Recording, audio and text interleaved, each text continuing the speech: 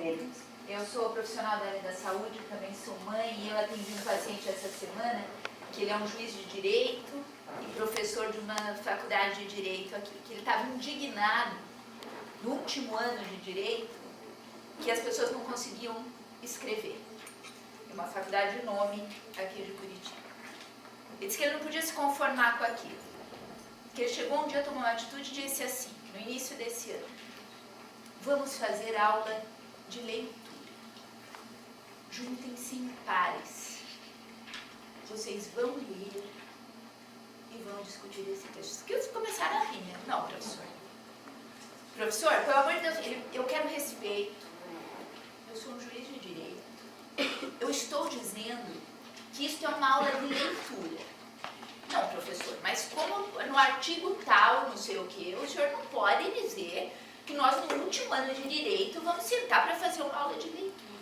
Ele falou, pois estou usando da minha autoridade de juiz, numa posição superior a de vocês, que são aspirantes advogados, e vocês farão uma aula de direito. Argumento que ninguém escreve um texto na forma que deveria ser escrito.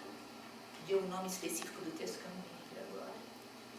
E ele disse que nessa primeira aula foi uma balbúrdia, na segunda aula que ele chegou, aula de leitura, na terceira aula, aula de leitura. Na quarta aula, quando ele entrou, eles estavam lendo. Ele falou, eu não sabia se eu chorava. E assim foi, e assim foi. Diz que os relatórios, a partir das aulas de leitura, que esses, ele diz, muito mais próximos de advogados estavam escrevendo, o gratificou por demais.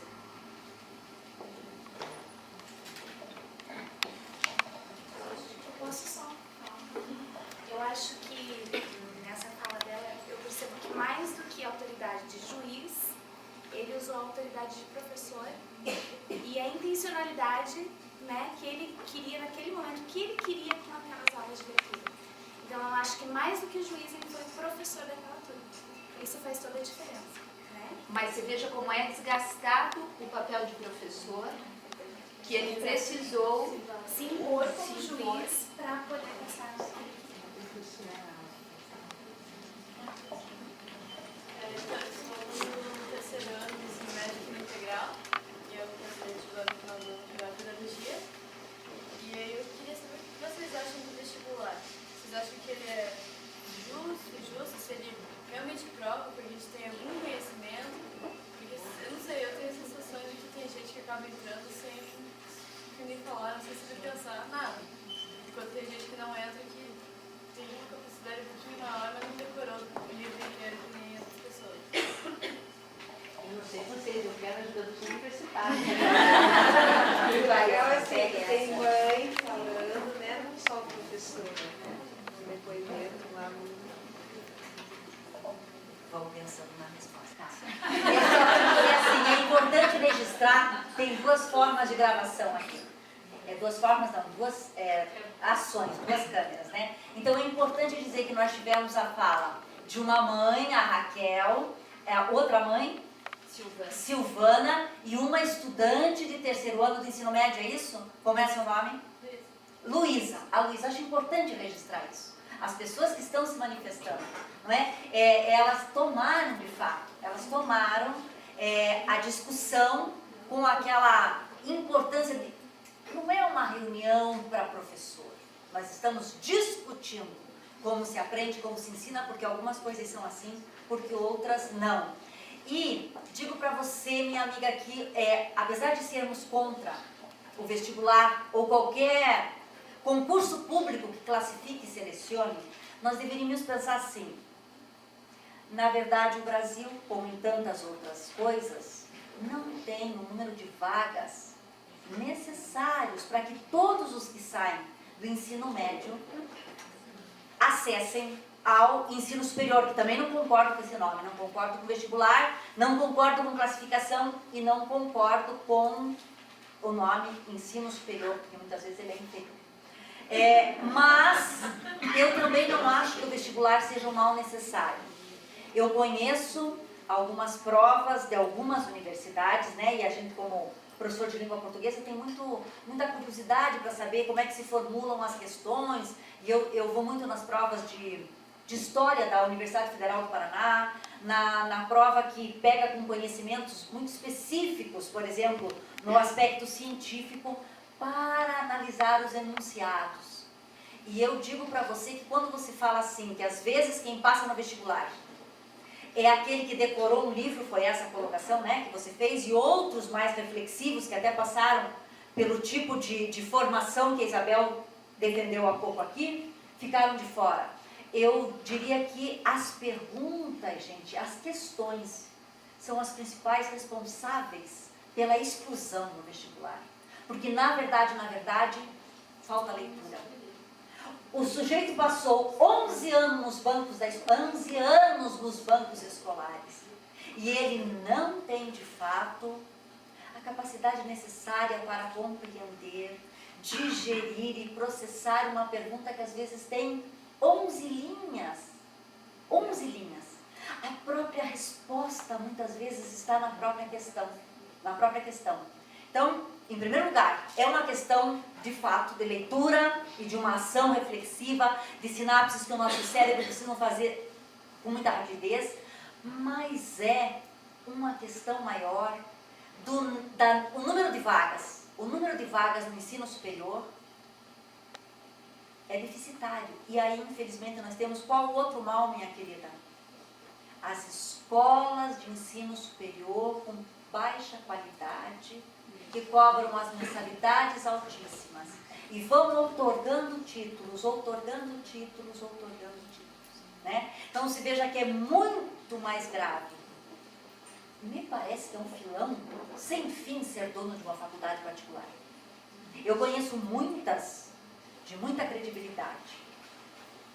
Não dá para falar de todos.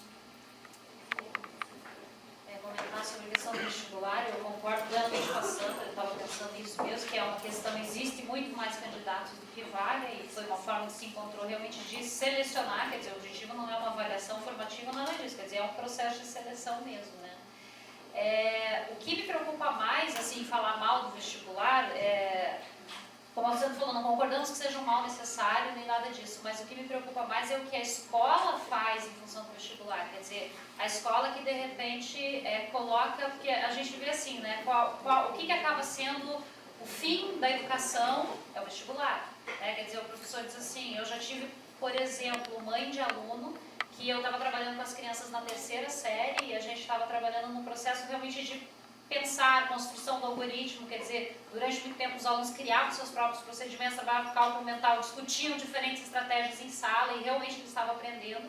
E uma mãe, que era inclusive matemática, falou para mim, olha, tudo isso é muito interessante, eu sei que minha filha está aprendendo, mas ela tem vestibular para passar. E aquilo me chocou, porque assim, primeiro, a menina tinha 9 anos, né? E a mãe já estava assim numa angústia tão grande em relação ao vestibular. Do meu lado, eu sabia que essa menina teria mais condições de passar no vestibular. Por quê?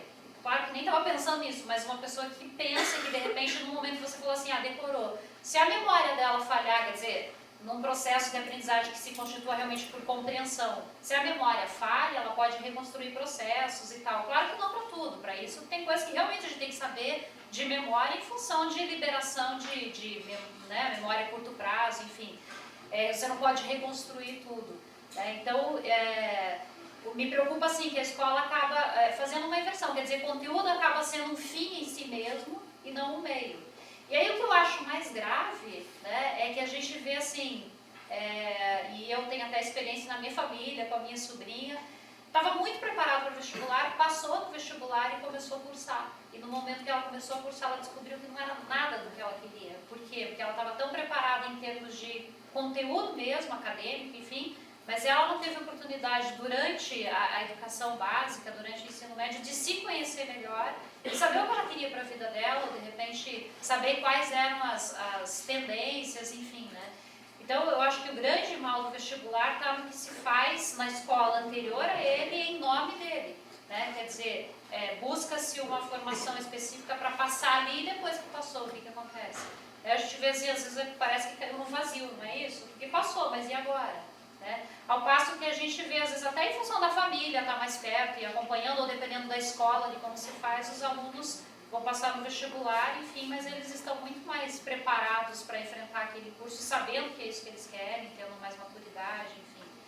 E eu lembrei de uma fala que eu assisti um tempo atrás, quando eu trabalhava aqui no Martins, com o Celso Vasconcelos, que até fez a nossa abertura, né, o prefácio do livro, e eu achei tão interessante porque ele falava justamente sobre matemática, e ele disse que no vestibular da UNB, isso já tem, olha, alguns bons anos atrás, ele teve uma grata surpresa quando, na prova de matemática, e aí tem até a ver com o que a Raquel falou, que os alunos não pensam, né, e ele disse assim, que quando os alunos entraram para fazer a prova de matemática, naquele ano, cada um tinha na sua mesa uma calculadora, dessas bem pequenininhas, fininhas, e disse que tinha um bilhete que acompanhava dizendo o seguinte: pense, porque o resto a calculadora faz por você.